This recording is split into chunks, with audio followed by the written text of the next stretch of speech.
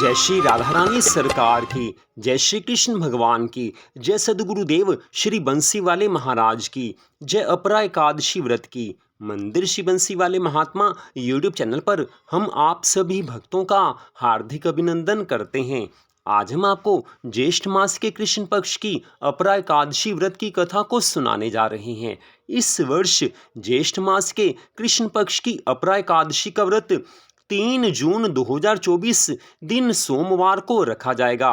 कुछ भक्त गलती से अपरा एकादशी का व्रत 2 जून दिन रविवार को भी रख रहे होंगे, लेकिन जो आप विधि विधान से देखें तो अपरा एकादशी का व्रत 3 जून 2024 दिन सोमवार को ही रखा जाएगा। जो लोग 2 जून 2024 दिन रविवार को अपरा एकादशी का व्रत रख रहे हैं वो किसी न किसी तरह से गलत ही है, क्योंकि 2 जून दिन रविवार को सुबह सूर्य उदय होने के समय दशमी तिथि है। एकादशी तिथि सुबह 5:04 पर लगनी है। इस कारण 2 जून 2024 दिन रविवार को अपरा एकादशी का व्रत बिल्कुल भी नहीं रखा जा सकता, क्योंकि जिस दिन दशमी तिथि हो और उसी दिन अगर एकादशी आ जाए तो उस दिन एकादशी का व्रत नहीं रखना चाहिए। तो अपरा एकादशी का व्रत आपने 3 जून 2024 दिन सोमवार को ही रखना है। तो अपरा एकादशी व्रत की कथा इस प्रकार है।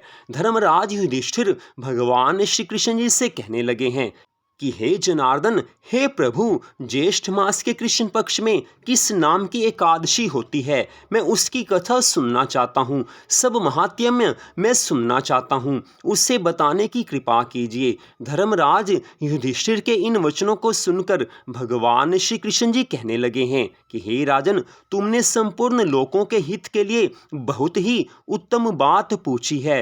हे राजन, इस एकादशी का नाम अपरा एकादशी है। यह बहुत पुण्य फल प्रदान करने वाली है और बड़े बड़े पातकों का नाश करने वाली है। ब्रह्म हत्या से दबा हुआ, गोत्र की हत्या करने वाला, गर्भस्थ बालक को मारने वाला, पर निंदक तथा पर स्त्री लंपट पुरुष भी अपरा एकादशी के व्रत से निश्चय ही पाप रहित हो जाता है। जो झूठी गवाही देता, माप तोल में धोखा देता, बिना जाने ही नक्षत्रों की गणना करता और कूटनीति से आयुर्वेद का ज्ञाता बनकर वैद्य का काम करता है, ये सब नरक में निवास करने वाले प्राणी हैं। परंतु अपरा एकादशी का व्रत रखने से ये भी पाप रहित हो जाते हैं। यदि क्षत्रिय क्षात्र धर्म का परित्याग करके युद्ध से भागता है तो वह क्षत्रियोचित धर्म से भ्रष्ट होने के कारण घोर नरक में पड़ता है। जो शिष्य विद्या प्राप्त करके स्वयं ही अपने गुरु की निंदा करता है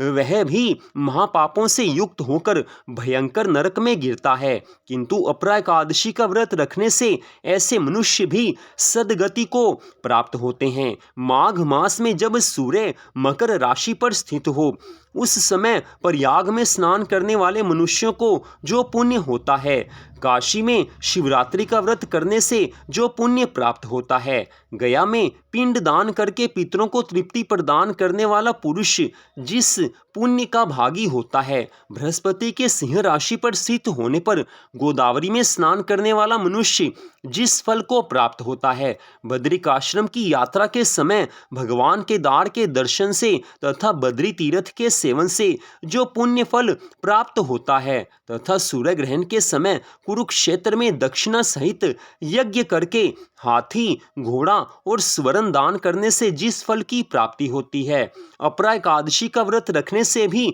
मनुष्य वही फल प्राप्त कर लेता है। अपरा एकादशी को उपवास करके भगवान वामन की पूजा करने से मनुष्य सब पापों से मुक्त होकर श्री विष्णु लोक में प्रतिष्ठित होता है। इस कथा को पढ़ने और सुनने से सहस्त्र गौदान का पुण्य फल प्राप्त हो जाता है। इस कारण अपरा एकादशी का व्रत अवश्य रखना चाहिए।